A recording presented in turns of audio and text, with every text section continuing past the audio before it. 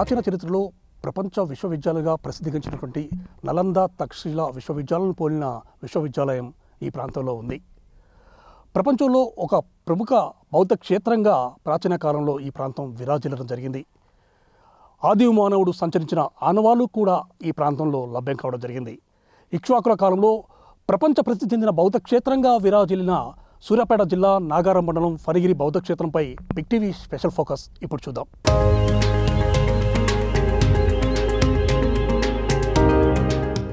ఫణిగిరి బౌద్ధ క్షేత్రం ప్రాచీన కాలంలో ప్రపంచంలోనే ప్రసిద్ధి చెందిన బౌద్ధ క్షేత్రాల్లో ఒకటిగా విరాజిల్లడం జరిగింది.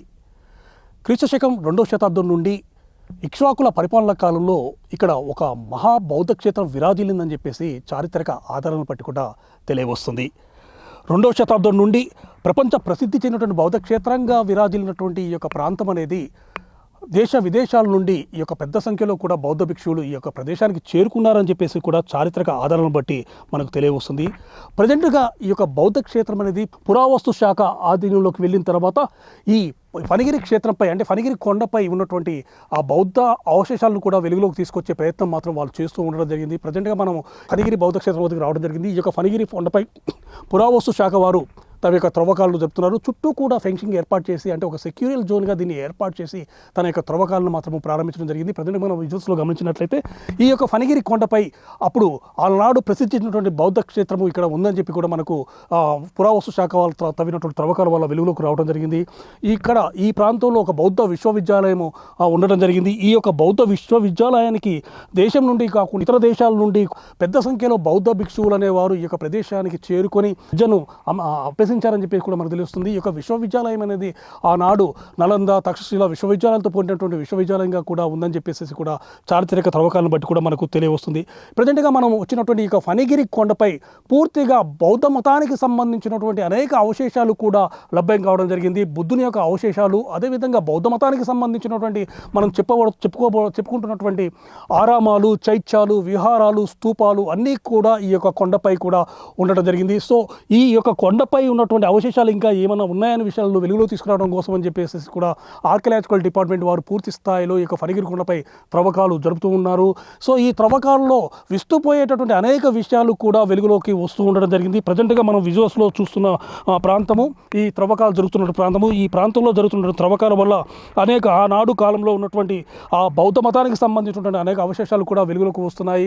ముఖ్యంగా ఇక్కడ త్రవ్వకాల్లో బయటపడినటువంటి అనేక బుద్ధునికి సంబంధించిన అవశేషాలు కానీ ఆనాడు నిర్మించినటువంటి అంటే ఇక్ష్వాకుల కాలంలో నిర్మితమైనటువంటి బౌద్ధారామాలకు సంబంధించినటువంటి విశేషాలు మొత్తం కూడా వెలుగులోకి వచ్చిన తర్వాత వాటన్నిటికీ కూడా ఫణిగిరిలో ఉన్నటువంటి ఒక మ్యూజియంలో భద్రపరచడం జరిగింది.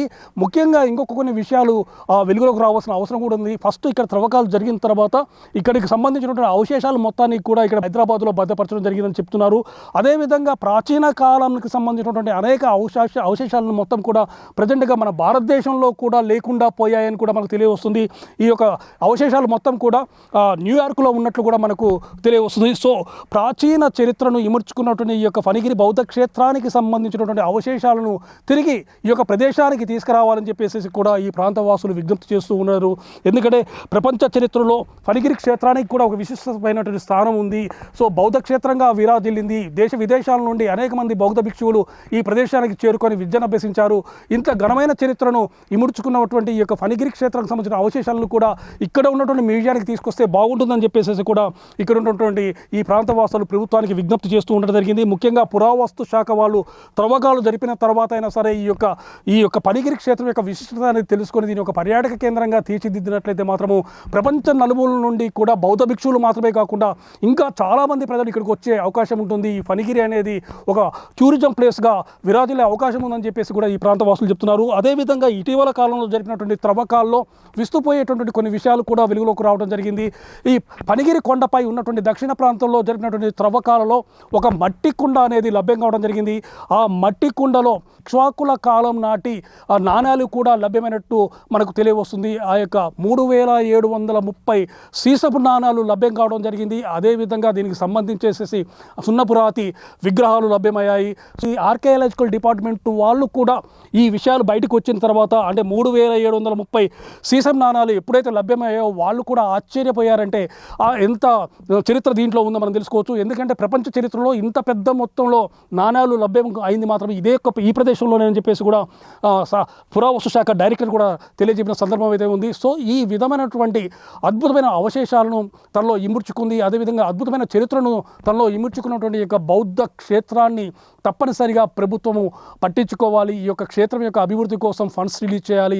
ఈ విధంగా చేసినట్లయితే ప్రపంచ చరిత్రలో ఫణిగిరి ప్రాంతానికి ఒక ప్రత్యేకమైన స్థానం ఉంటుంది. కాబట్టి ఈ ప్రాంతాన్ని అభివృద్ధి చేసినట్లయితే మాత్రం తప్పనిసరిగా ఈ ప్రాంతం అనేది ఒక మంచి పర్యాటక కేంద్రంగా అభివృద్ధి చెందే అవకాశం ఉందని చెప్పేసి కూడా ఫణిగిరి గ్రామస్తులు విజ్ఞప్తి చేస్తున్నారు. అందుకు అనుగుణంగా కూడా ప్రభుత్వం అనేది చర్యలు తీసుకోవాలి. ఫణిగిరి క్షేత్ర అభివృద్ధి కోసం అని చెప్పేసి కావాల్సిన ఫండ్స్ రిలీజ్ చేయాలని చెప్పేసి కూడా ఇక్కడ ఫణిగిరి గ్రామస్తులు మాత్రం విజ్ఞప్తి చేస్తున్నారు. సో ఆ విధంగా ప్రభుత్వం అడుగులు వేయాలని చెప్పేసి కూడా బిగ్ టీవీ కాంక్షిస్తూ ఉండడం జరిగింది.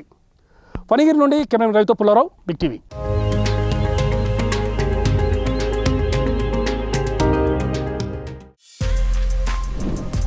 For more videos like this, subscribe Big TV channel.